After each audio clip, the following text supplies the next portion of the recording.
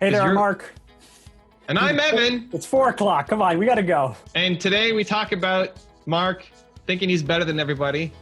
Kind of, not We really. do an internet speed test to see who's better, and the results are not surprising. The results will shock you. And I changed the color balance on the camera for video users, so I start out blue, and I become orange or something like that. Great. It's a fun episode. Have a listen.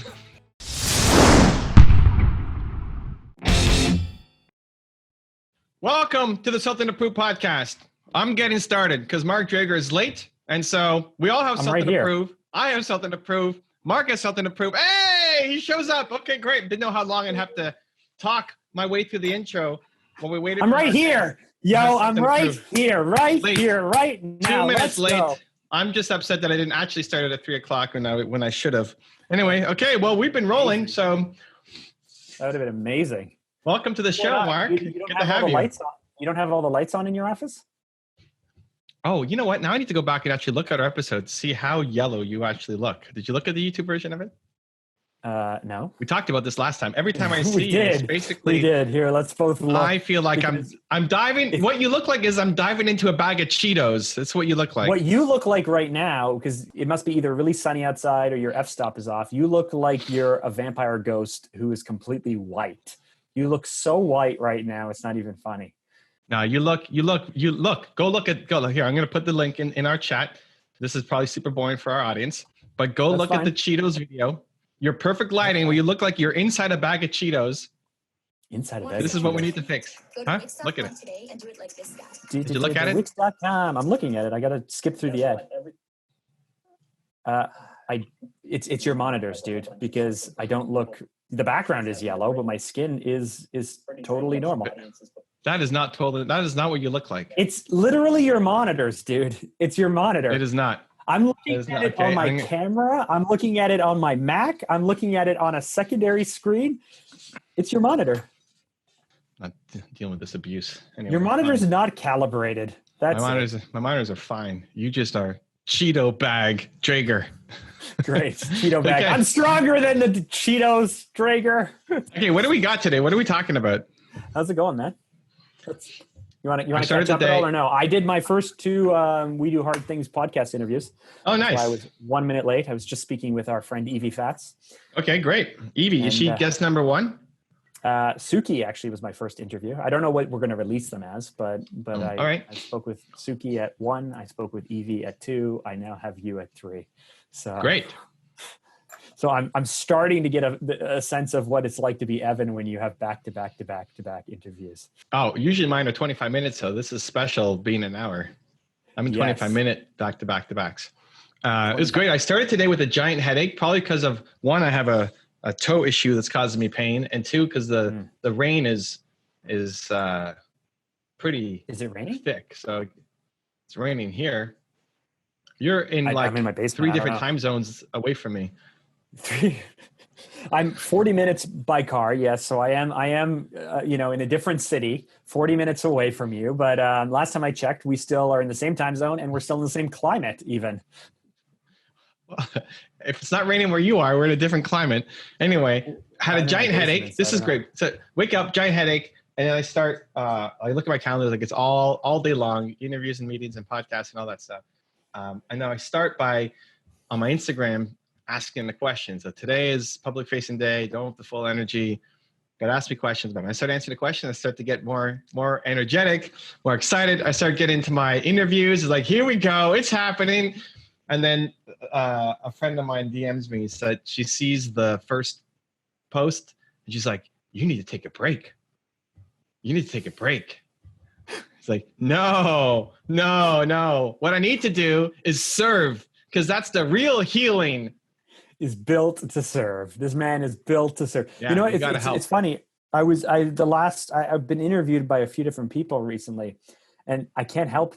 It's really hard for me not to give the answer to whatever they're asking, to just go read Built to Serve. Like, there's been 3 times where I've had to be like, okay, well, I can't just keep telling people to go read Built to Serve. I got to come up with my own answer. I got to come up with an answer that's not just copying you or telling people to go read your book.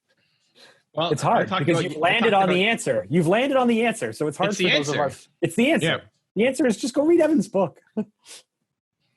I talked about you on the podcast. People want to know how I started the top 10 series. So I had to tell the story about Mark Drager and Kanye West. Yes. That's one of my favorite Mark Drager stories. Oh, good. Anyway, so we're good. We're good. I got this. Then I got three more. I don't know. Then I'm streaming. So full day. I love it. Good. Doing the work is healing.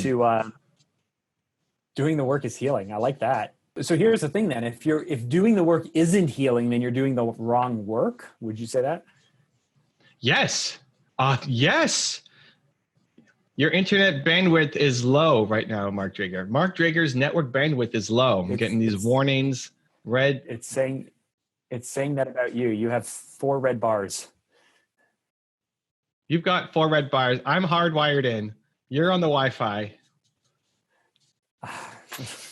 We're going to keep having this conversation. Like, this is the thing. This is the thing that's going to be like internet check every time. So I got to go and I got to do like a bandwidth check. I feel like you should. I feel like it's a good idea. Like before coming on, first off, make sure you're here on time. Second, bandwidth check. Third, get out of the Cheeto bag. And then we're off to making great content. That's what's holding, that is what is holding us up.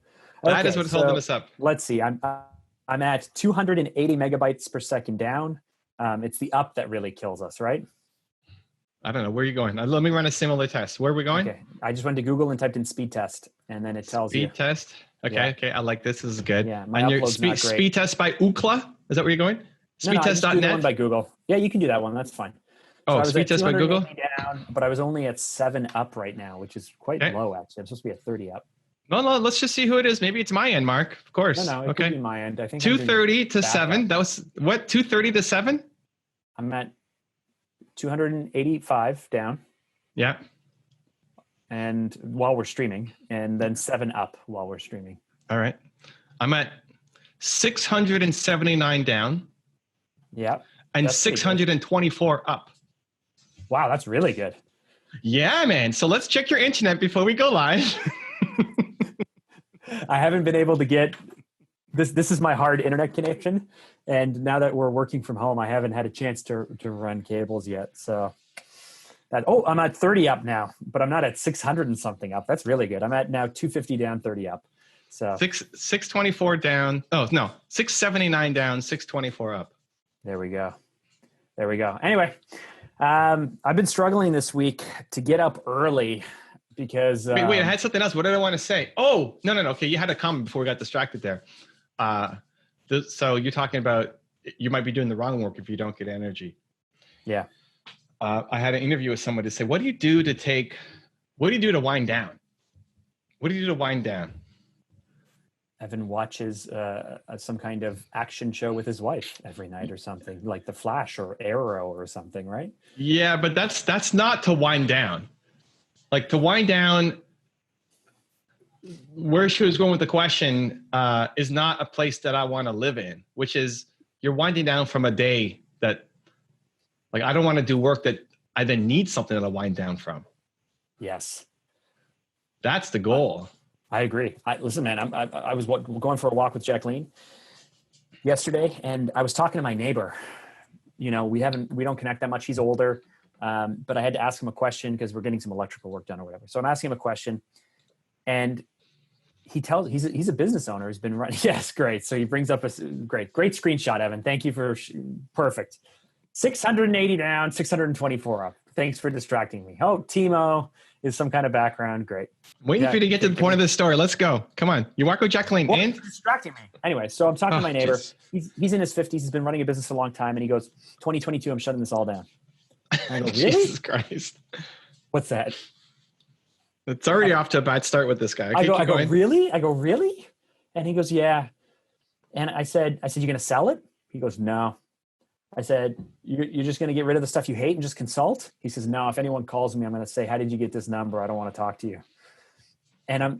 So then I'm walking with Jack. Just definitely around the wrong people, this guy. He's in his mid 50s. He spent all of his time building this company.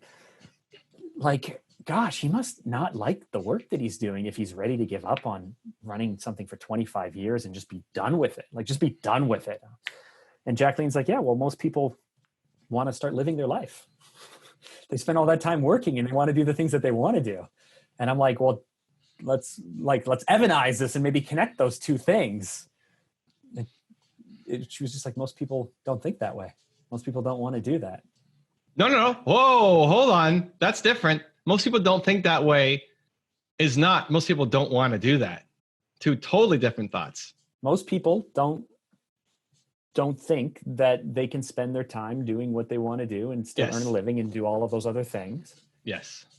But that does not equate to don't want to do that. Oh, so you think they want to do it, they're just too afraid to do it. Oh yeah, for sure. I don't even think it crosses their minds. That's for sure. They don't even know. Oh, okay. They don't even know it's a possibility. They're sitting there overweight saying, I'm either the fat, happy guy or the skinny, unset guy. Yeah. They don't even know what's possible. That's the problem. That's why lack of belief is the world's biggest problem. I have a ton of friends who are all in their 50s and they all can't wait to retire from spending 20 or 30 years doing something that they just put up with. So that way they can finally do the thing that they want to do. And you used to get so mad at me for talking about retirement because I guess I had that mindset as well. Yeah. Anyway, it was just sad. I've kind of crossed over, but not really, I recognize it now. I'm talking to my neighbor and I'm like, oh man, that just doesn't feel right to me. But I still haven't yet been able to set everything up so that way I don't some days also just want to run away from what I'm doing. That's when you grab him by the shoulders, sternly during COVID. What are you doing? What do you mean? That's a classic Evan. What are you doing? Yeah. It's great. Yeah. Okay. So that's it. Anyway, I thought that was a story of just like, oh man, you like that? No. Your answer to me is stop hanging out with these people, stop talking to these people, stop being friends with these people. Sure. Or start shifting them. Stop being surprised. And go and plant a seed that then spawns a little mini Drager. That's not about Evanizing things. It's about you-anizing things. It's about Dragerizing? No, it's not even Drager. It's them. It's them. It's you. It's the person you're talking to. Yeah. Can I hit you with one other thing that Jack and I were talking about then? I'm just going to keep hitting you with these things. All these things have happened over the last few weeks. We haven't had a chance to connect about them.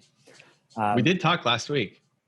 I know, but we talked about other things as opposed to my insecurities or whatnot. Okay. So two things. First, about maybe a week or a week and a half ago, I went for a walk with Jacqueline and we were talking about Jonah. And I said something offhand that literally got me choked up. And then I almost started That's crying. Mark's son, by the way. Yeah, my son, Jonah, my 11-year-old. And we were talking about kids growing up. And I was saying that I'm scared for the day when he's going to see me for who I really am. Because right now my kids idolize me, maybe my 13-year-old daughter kind of likes to joke around with me or whatnot, but we're pretty close. But Jonah really, really looks up for me. And it terrifies me. It scares me that one, he's going to grow up and that the bubble is going to burst. The bubble is going to pop, that I'm not going to live up to his expectations, that he's going to realize all of my weaknesses, that, this guy who's kind of his hero right now isn't going to look so good. Anyways, that thought I hadn't ever said before, but I realized that I've been carrying it around for a really long time. And that's something that really scares me. And so I was like, okay, so either one, I can try and live up to the expectations I have in my head, so that way that bubble never pops. Or two, I just get comfortable and go, well, he's going to realize I'm human eventually. But man, just the thought of him looking at me and just shaking his head at me and being like, I thought you were I thought you were somebody, or I thought you were honest, or I thought you were like, just that terrifies me. As a dad yourself, do you think about this? Do you fear this? Is there is there anything No. to this? No. Oh, there's definitely Okay, something cool. to it. Oh, okay. No, you're actually setting him up for failure.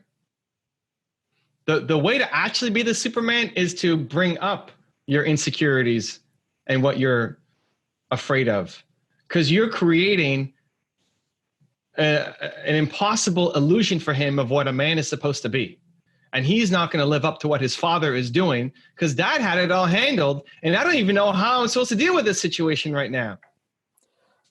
We're pretty honest. He more than any of the other kids, he pushes my buttons, and then I lose my temper, and then I apologize to him, or he apologizes to me, and then we have like all the things that you're worried about really good him connection. discovering is the thing that you need to just talk to him about. Because you're looking at it all wrong. You're looking at it from your perspective of just, I don't want the bubble to pop. You pop the bubble right now and create just a reality. Because when he's dealing with the thing that you're dealing with, he doesn't have context for how to handle it. And he looks to you that says, dad had it all figured out. What's wrong with me? Why can't I figure it out? So by actually popping a bubble now, you become the superhero for life. You're creating more insecurities inside your son than the insecurities inside you. I don't know what to do with that. You go pop the bubble. What do you mean? That's what you do. Yeah, I know. What do you mean you don't know what to do with that? Step. That's the whole thing. It's like, oh man. Yes, he has a false God that he's looking up to. And it's not that you're thinking of how he looks up to you. He's comparing that against himself. And his inability to deal with the situations that come up because it looks like you had it all handled. Yep. So you go pop the bubble and then pop it every day until there is no bubble. There's just reality, and reality is amazing. So how do you do that with Hayden? That's not even on my, I'm just me. Like that's not even on, I don't even think that way. For me, I default to thinking that the more time you spend with me, the more amazing I am for you. Which sounds so egotistical to say. But that's what it is. Like the greatest compliment I got on my tour was when I was in Minnesota, and this guy bought a whole bunch of tickets. So then we went out to dinner at the end of it with his homies. And he said, Evan, you know what? A lot of people say don't meet your heroes, but the more time I spend with you, I'm just even more grateful that I got a chance to meet you. And I think everybody in my life who I've spent increasing amounts of time with, their life has gotten increasingly better. And not because of me, it's because it's not Evanizing things, it's them assizing things, back to the first point. You-assizing. All I'm doing is you-assizing. Yeah. So the more time I spend with anybody, the better they're going to get at being themselves. So I don't have the hero's complex. Is that a complex? This is what I'm describing is called the hero's complex? Oh, I don't know. I'm just making it up. Maybe sounds like it should be called the hero's complex. It's not. Hero's complex. No, like, I mean, you must understand this fear or worry though, right? If your greatest fear is disappointing people, that's ultimately what I'm saying. I'm ultimately saying that it's not that I need to maintain an illusion of being a perfect person or anything, because that's the kids know the parts that I'm not perfect about. But no, hold on. No. They know the parts that you're not perfect about that you're okay in sharing. What do you mean? You're comfortable in those pieces that you're not perfect at with them seeing. It's the pieces that are still hidden that create the bubble that you're not comfortable sharing. No, well, maybe, but what I worry about is the growth that I put myself on, the standards that I place on myself, the expectations I have for my family, my life, and how I want things to be. And the fact that I have this like ridiculous can-do kind of like the things that they see me do and attack and just achieve. And I try to explain to them, oh, I researched this or I did that. Like they just see this person who in their minds can do anything. because they don't really see the insecurity. They don't see the worry, even though I talk about That's the problem. it. But that's the whole point. But no, but let them see it. But yeah. Whatever the because is, because what you just said, because they don't see, great. So let them see. Then it's done. This is my worry. So I'm working on this project right now, and I'm talking to them about how I've been worried about it for 2 years, and I'm just doing it now, and because I had to do it in a certain order. But I've been worried about it for 2 years. I'm doing it now, and how I've never done it before, and I'm really proud of how it's turning out, and I think I'm doing a really good job. And I was scared about this, and I was worried about that, but I just tried it, and it worked. Bravo! I think all they hear is, he can do anything because he's never even tried it before, and look at how good it is. Yes, as opposed to hey, I've been worried about this for 2 years. Okay. So being the marketer, what's wrong? What does this have to do with marketing? Everything. Okay, storytelling. Yeah. So what's wrong with the story? I'm focusing on the achievement and the outcome as opposed to the fear, worry, and overcoming and being proud of the effort. And you're telling me a super Coles Note summarized version of everything that actually is important, which was the gut-wrenching stress, anxiety that you went through to get there. So yeah, if you say, yeah, it was really hard, and then I went and I did it because I could do anything, great. What's the moral of that story? You could do anything. Dad can do anything. Great, he struggled a little bit. If you let them in on the actual story, then they'll understand it. Then there's no bubble. Just pop the bubble. Whatever you say is you're afraid of because X, great. Just tell them X, show them X, be X. You love your mom because she showed you that she could just pick up a pipe and go fix how to solve the plumbing problem. Not because she said, hey, good memory, Evan. Good memory, Evan. Oh yeah, I don't know. I didn't know what to do, so I just did it. You saw her do it. You saw her do it. Let them see you do it. Then that's it. But no, I don't. The reason why I don't worry about that is because I think on a long enough timeline, I'm not worried about disappointing people. It's the opposite. You give me enough time, I can make anything up. And the disappointing is in the first encounter or the second encounter. Or I might push too hard, or I might do the wrong thing, and I don't have enough of a window to catch up, to make it up. But given a long enough horizon, it's over. I'm not worried at all. See, I fear that on first impression, I look amazing. And the longer you come to know me, the more shallow you come to believe I am. But it's actually not true. That's my worry. That's my fear, right? The longer you know me, there's diminishing returns with the value Mark provides over time. So keep providing value, keep growing. Like if you're learning, that it's learning at a faster pace, right? I mean, most people, you're going to be learning and growing at a faster pace than the people around you. So you can always provide value and have something new to say. Mm-hmm. So that brings me to the third thing in this buffet of little mini topics that was a good topic. That's some the buffet of mini topics. That was some life-changing stuff right there.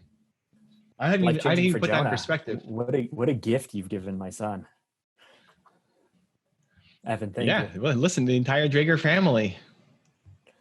Pretty much. That's actually the thing that, honestly, like this whole time at home, I've come to cherish the most is just the quality time that we've been able to have as a family. Like everyone is struggling through the same thing, which brings everyone together.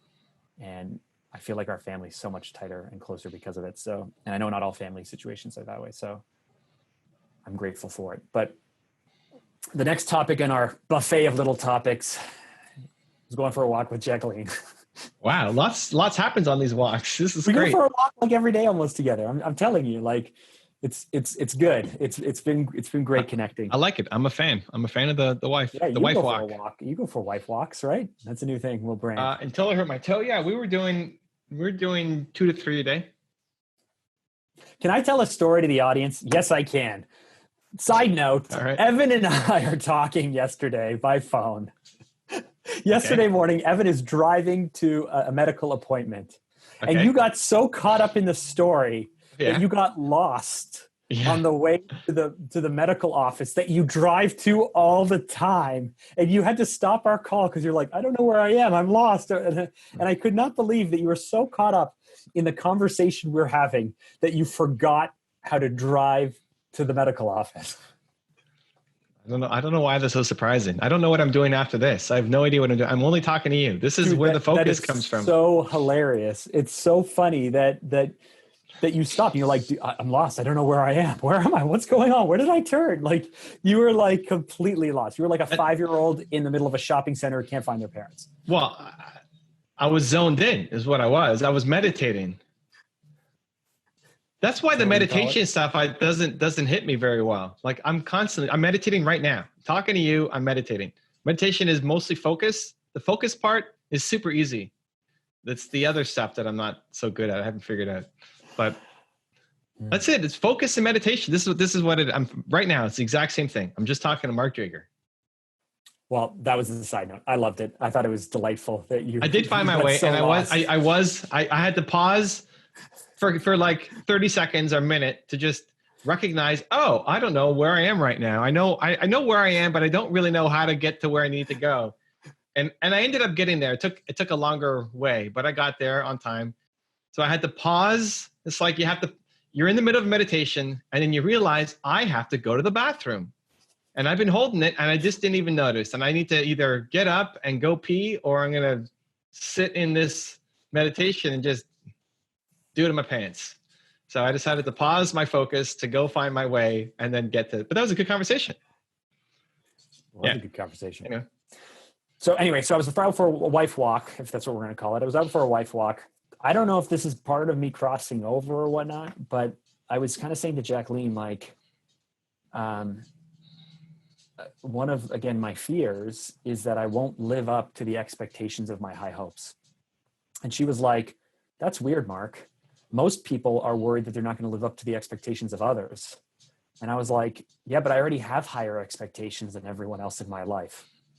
So like my expectations that I have on myself that I don't typically admit to people or talk to people about are already so much higher than what other people expect of me, that my fear is that in 5 or 10 or 20 years that I'm not going to come even close to the things that I just think naturally will happen. You know, and then I was like, Jack, I operate on a different wavelength than other people. Like I've come to realize, realize this. This is going to sound egotistical, just like an Evanism, but I've come to realize that, you know, I had a business meeting earlier this week and I just kind of said my thing. Like I just did my thing. I didn't even think about it. I didn't even try. I just did my thing. And 4 other people in the group were all like, wow, Mark, yeah, like totally what you said. Yeah. And they're like, I just think that I'm on a different wavelength. I think you're on a different wavelength. I think we're on a different wavelength than a lot of people. And I've always kind of recognized that and always kind of known that, but I've tried to like dumb it down for other people. And now I'm not sure that I'm willing to like hold back. I think I'm just going to end up hitting people with this weird wavelength that I'm on. But mainly it's just, I just have extremely high expectations of what will happen and how things will happen and where we'll go. And I'm worried that I won't come close to hitting them. I know you've had that. I know you've had that because we've had conversations in the past where you've had that. Okay. What did I say? What did we see? Well, it was during mastermind conversation. So I don't know if we were really allowed to talk about it because of confidentiality, but I don't care. It's Oh. my story. You don't have to bring somebody else in. Oh, like aging rock star? Hey, aging rock star.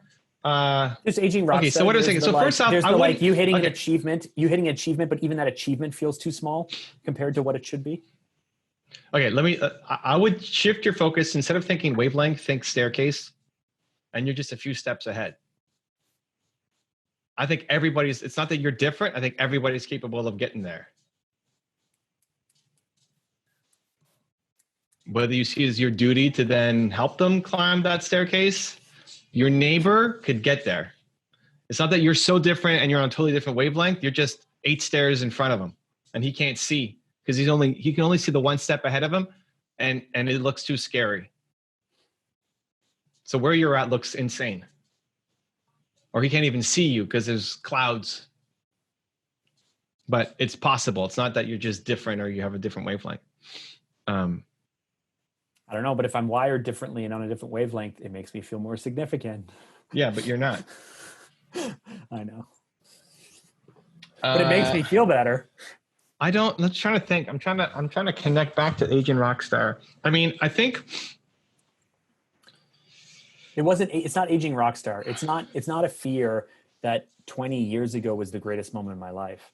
It's a fear, like, let's just put this in outrageous terms.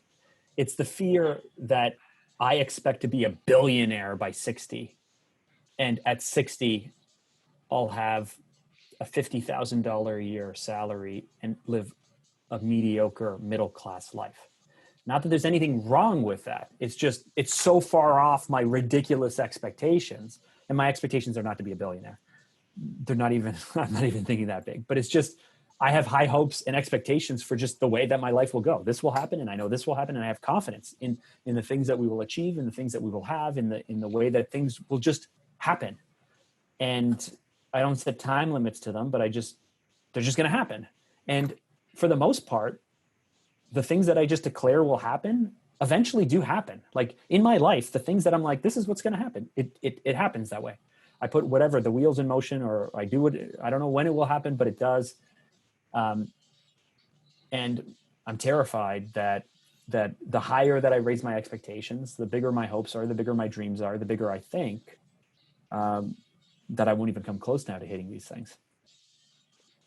It's scary to come up with big dreams and big plans if you fear that you won't even come close to them and you'll make a liar out of yourself. I don't know that I have guidance on this one yet. As you talk, I think about people like Ed Milet, who will often say things like, I want to get to the end of my life. And the guy looking back in the mirror is the guy who I could have become. Like, I don't want potential me looking back at actual me and feeling disappointed in what you became.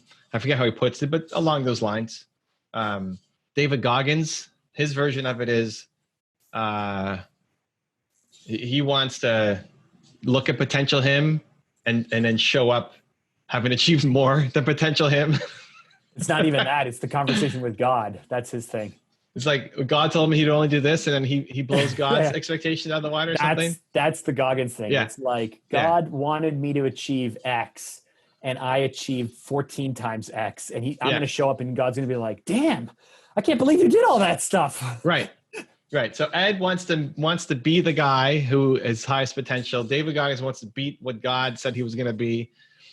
So that definitely exists. This falls into the camp for me of like Tom Bilyeu dive into the dark side and having his list of people who told him he wasn't going to make it. Mm-hmm. It just doesn't connect to me. It doesn't resonate. I mean, those two obviously had a lot of success in Ed and David, and they use it and it drives them to achieve and do better. Maybe it's a hole for me. I can't even think about what I'm going to do. I don't even know what my potential is. I don't have a target. I don't say like, hey, in by the time dude, 60? Jesus.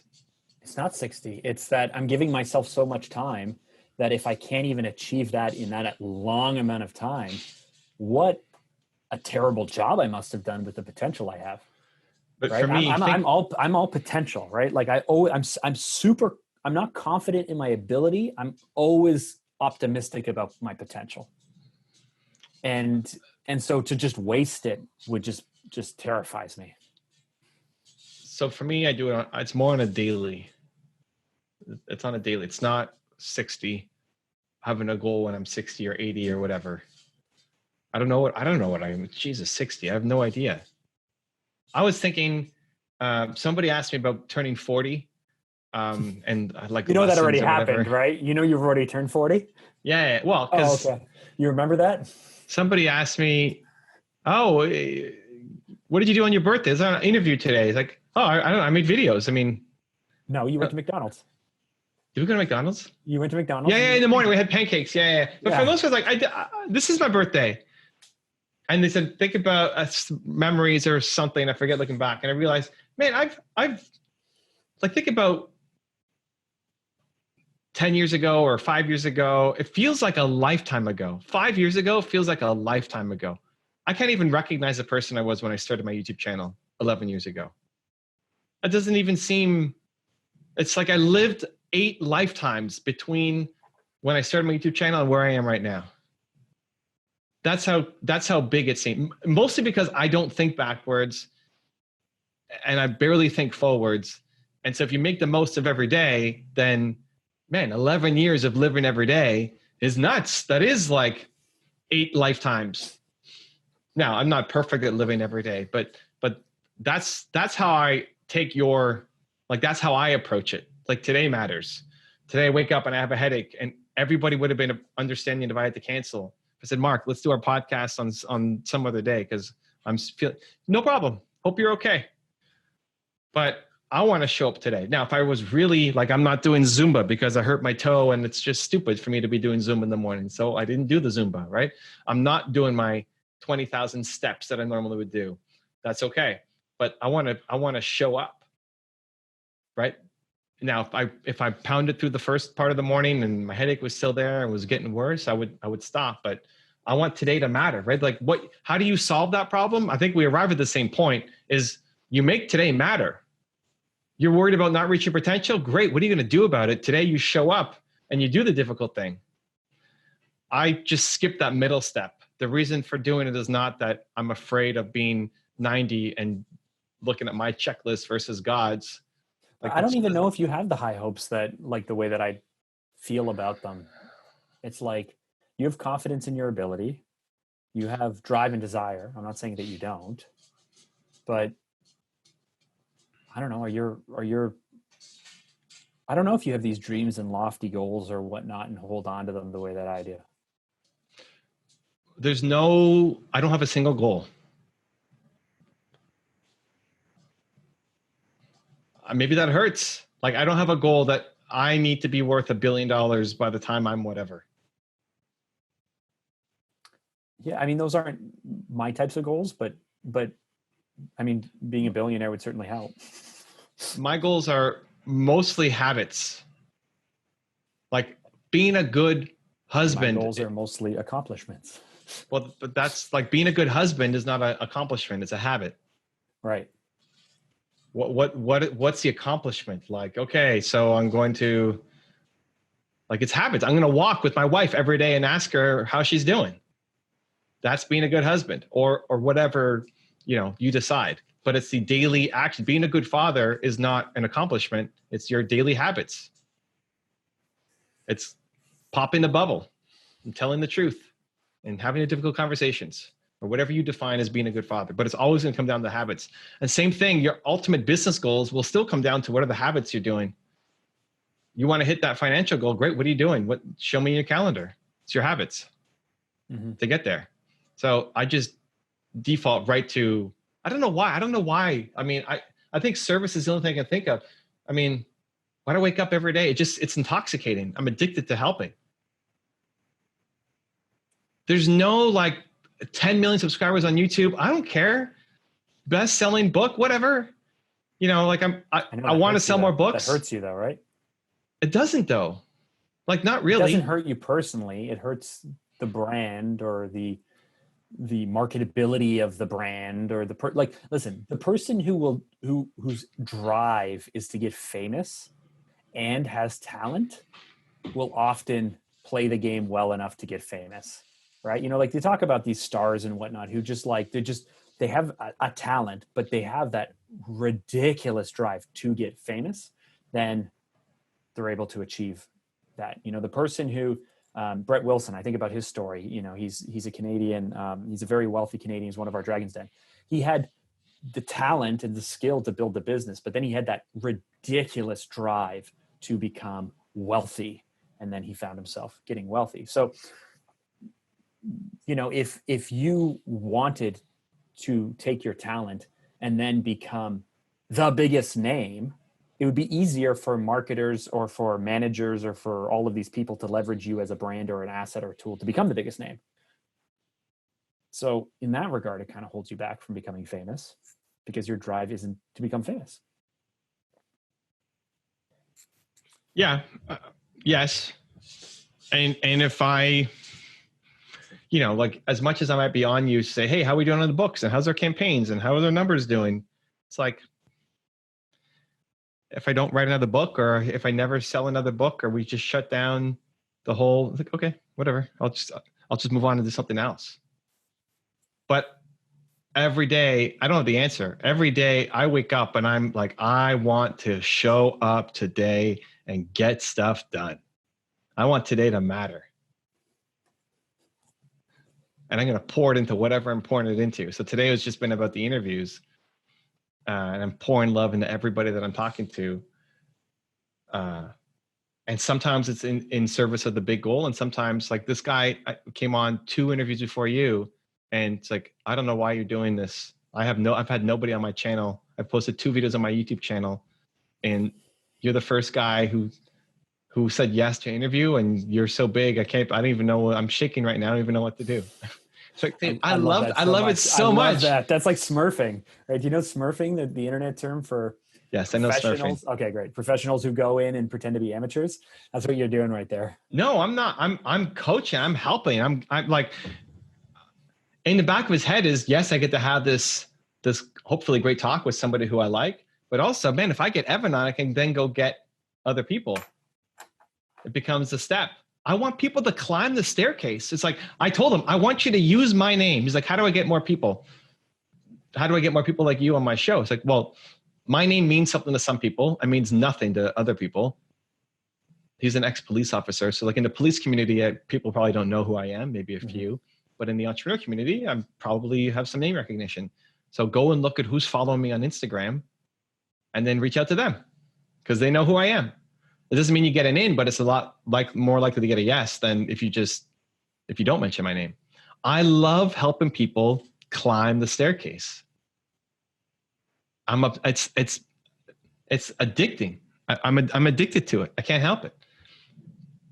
I don't know. It's the best. I mean, yes, it's down to built to serve. I might have a more clear answer. It's the framework. It's the framework we talked about a bunch of podcasts ago. The thing that I keep throwing back at you, right?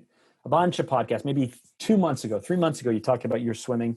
It's not the framework, though. That's not the framework. It's a staircase, right? People are here. You want to move them to here. People are here. You want to move them to there. You want to move them forward, right? You want to move them from I don't remember the first thing, to the second thing being dreamer, to the third thing being achievers, to the last thing being high performers or high achievers or whatever it is. Yeah.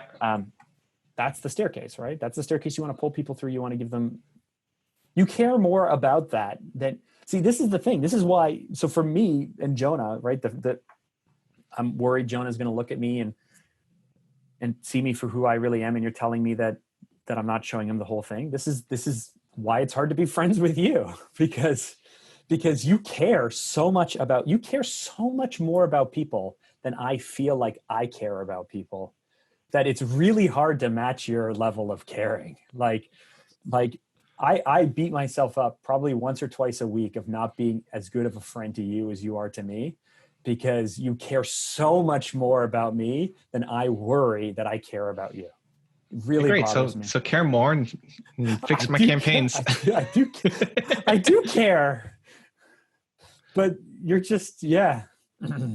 I mean, to that, there's just strengths and weaknesses. I'm really good at some things, and I stick in my lane. And you've got a lot more lanes to play in. So the fame I need to get around by saying, hey, the more famous I get, the more people will know me, the more people I can move up the staircase. Yeah, maybe it's still just the 19-year-old failing entrepreneur Evan that I want to help other people not struggle as much as I did. Like maybe at the core, that's it. It's much more related to that than the insecurity of being 60 or 80 or whatever. I used to use that a lot, right? Like if I don't do this, I'm going to be 85 and regret that I didn't do this. I would use the fear of regret to force myself to do the thing that I was afraid to do. I don't use that framework. Yeah. I haven't done that in a long time. I guess mine still probably comes from more of a scarcity place, which I'm making myself aware of and I'm trying to beat. We talked about it about a year ago, but I've realized that the scarcity way I look at things is not just about opportunity. It's about everything, right? It's about time, right? That's probably what this is. It's like the whole thing. I only have this time and I'm going to waste this time. And then I'm going to find myself looking back and being mad about wasting it. So it's precious, right? I do that with money. I'm sure I do that with relationships, although I haven't really dug into that yet but I know I do that with work and with opportunities and with staff and with employees, right? It's just this it's this limited thing that I'm becoming more aware of, but I still haven't figured out yet, without just thinking big, being bold and saying yes, like without just literally trying to just throw caution to the wind and trust that I'll be able to handle whatever goes wrong later, which feels very brash to me. I haven't figured out yet how to be much more confident in an optimistic, what's the opposite of scarcity? Opportunity? I don't know what the opposite. An abundant mindset, right? Oh, we're losing this client? Whatever. There's 5 million other clients out there. Screw you, buddy. Or, like we wanted to hire this person. They don't think they don't say yes. Well, forget you, you don't know what you're missing. Like I'm trying to learn. I don't think, hold on. I don't think both of those are very negative. I don't think that's abundant mindset.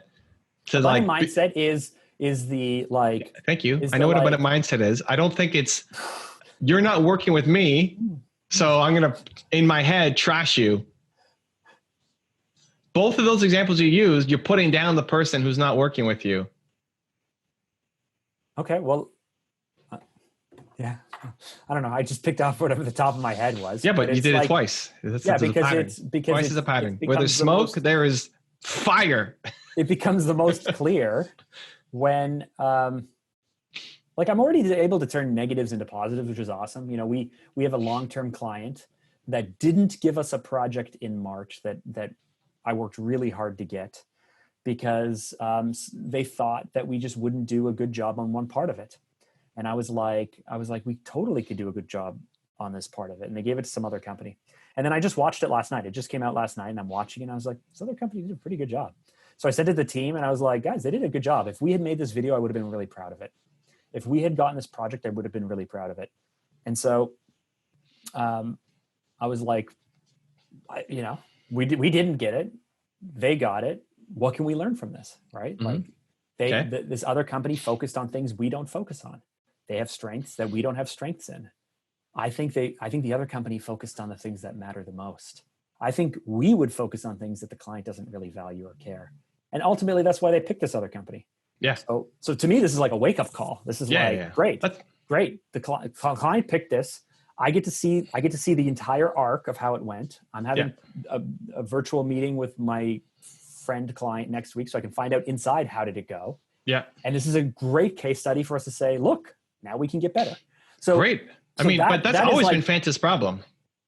Focusing on the things that don't matter. I know. Yeah. I know. We're fixing that. I hope so. We are. Font. Not just focusing on being proud and laying your identity in the things that do not matter. That's even worse.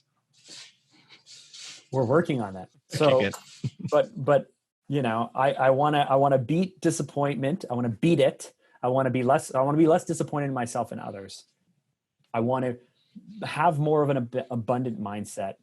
I'm already comfortable admitting that I think I'm on a different wavelength, but if you want to say that I'm a few stories above other people. Steps.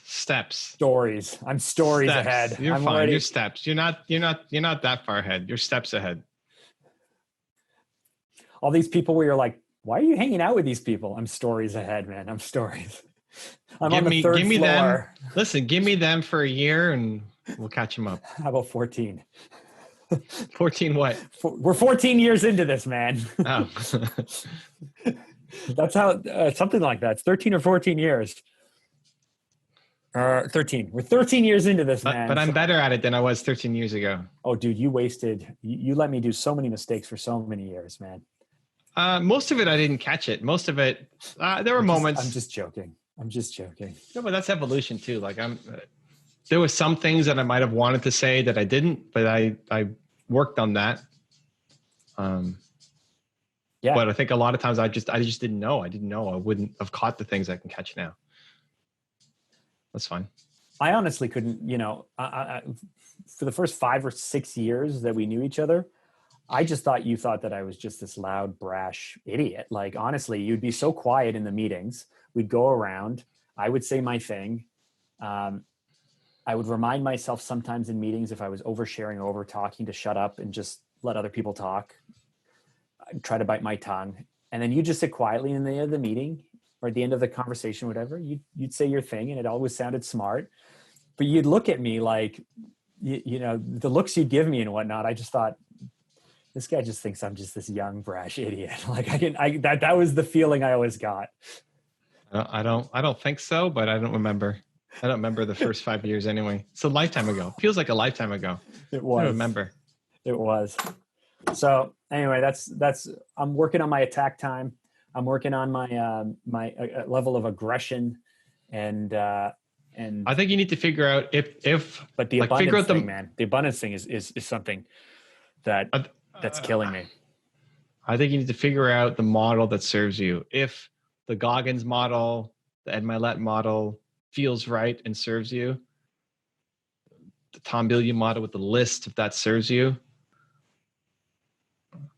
The more that I listen to Bilyeu, because I am listening to him quite a bit now, but the more that I listen to him, the more I feel like he's like he's here and I'm here, but we're on the same path. I'm 10 years behind him. He's 10 stories ahead of me. Great. There's I feel like there's so many similarities in terms of where he was when he started, the level of anxiety he had, his inherent laziness that he originally had, his expectations out of relationships. Yeah.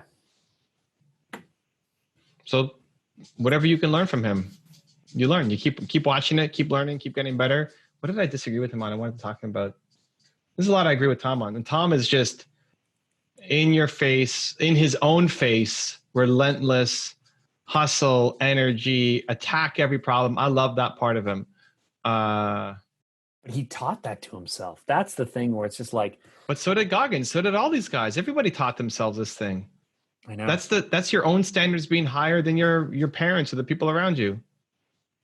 What did I disagree with Tom on? Oh, I want to talk to him about anxiety. He lives in anxiety. I agree with him. He played video games to train himself to be able to control his breathing and heart rate. What I wanted to ask him, and I might the next time I see him, is when he goes on stage and he's about to speak, and he's been doing a lot of speaking recently. Mm-hmm. He tells himself this is just a warm up. Everything is practice. So that's one of his principles. Whatever. This is just practice. Everything is practice. Because if this mattered, then it would give him too much anxiety to go off and do it. Mm-hmm. And I can't marry that with everything else that he says. Oh, really? I haven't heard him say that it gives him too much anxiety, but I have heard him talk many, many times. I'd say over the last maybe 2 months, he's mentioned it on almost every other episode, the whole, like, this is just practice, right? He was on Lisa's show and the prompter wasn't working right. And he was trying to figure out how to get the prompter to work. And he actually operated the prompter for her because no staff was there. And he's like, this is below me. This is a waste of time. Blah, blah, blah, blah. He's getting frustrated and angry. And then he's like, no, this is just practice. This is practice for me to get better, to develop a skill. And he's able to flip it. He's able to do it with gratitude. He's able to get through it. That's the way I've heard him use this. But this is just practice, because anything that comes at you is something you can learn from. I haven't heard him use it as this is just practice so he's not afraid. To get through anxiety, because he's got crazy anxiety when he gets on stage. Okay. And it seems very against him and what I love about him, and not what I would ever do. Like, this is hard, let's go. We're rising up to it, not telling ourselves this is practice and shrinking down. This is a challenge. This is beneath me. It's not practice so I can get better. It's like, this is frustrating. And he's the identity guy. This is my identity. I do hard things. I love that it's difficult. Right? Like that's the energy and vibe that I like the most. So I'm gonna ask him next time. But whatever. You love Tom? Great. Be around Tom more. And those things will start to rub off. I like daily. Teleprompter's broken. Your internet is garbage. You look like a cheese puff. Like, great. You want to say this is practice? Awesome. I say, like, this. For me, it's I'm gonna crush. Like, this is my chance. This is my chance to show myself in the world what I'm made of. Let's go. Like, that's how I default. It saves me. it makes my stomach churn to think about saying, this is practice. And, oh, this is my chance to learn how to use no, man, this is my chance to do something hard. Okay. I don't like that trick. I think it kills your, oh, hello. Oh, now you're super orange. There you go. Wow. Look at that. That's way better. Except oh my goodness. I'm blue. I'm blue now. You're not blue. You're normal. You look like a regular human being. I'm blue for you. You look like a regular human. Should we go should we go like on the surface of the sun? Now you're on the sun. Now you're full on sun mode. You're sun boy. Yeah. Hold on. Let's see here. I think teaching yourself that you do difficult things is one of the most important things you can do for yourself. I think it's one of the most important things you can do for yourself. So any hack around it, like putting the phone in the other room, or getting rid of the junk food from your house, or telling yourself this is just practice, I think it makes you weaker. And that's why it's shocking to hear it coming from Tom. So I'm going to have a good discussion with him next time. Because he's the guy. He's the identity guy. So I love this. I don't understand how he equates them. I'm sure he does. I'm sure there's a reason. I'm not seeing it. So I need to understand the reasoning behind it. I had a dream that I was at a retreat with Tom and Lisa Bilyeu and a few other people, and they brought some crazy people with them that, anyway, I don't know why.